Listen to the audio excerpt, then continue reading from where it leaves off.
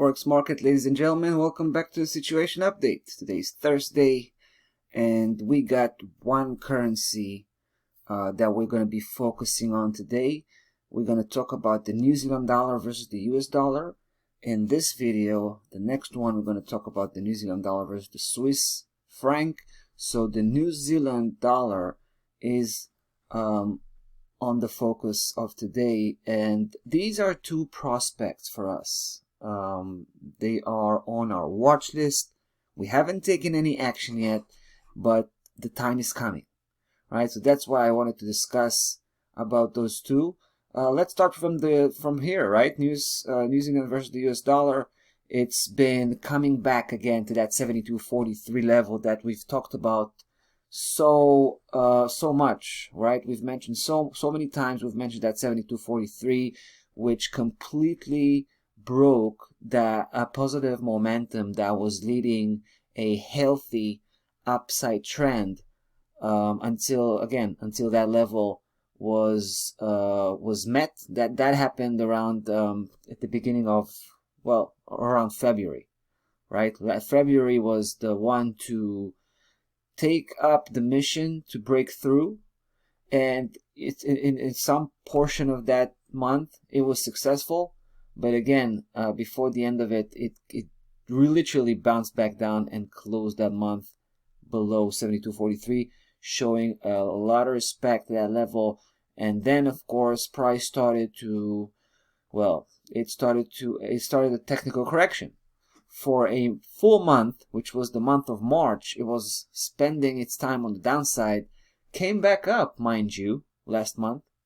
And now I suspect it might be the month that's going to break the hell out of that level and head straight to that previous high, which is also, believe it or not, a Fibonacci projection level.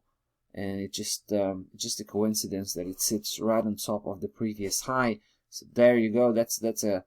I think that's a reliable level we can aim for. But before we do that, before we take any action here, we need price to convince us that it's about to break that 72.43 this time for real, right? We don't want to have those, false breakouts. And I think that if it's going to come now and start to approach, it might be the moment of truth right there. And of course, we're going to be all over the New Zealand dollar once it starts to show that it's breaking out that level.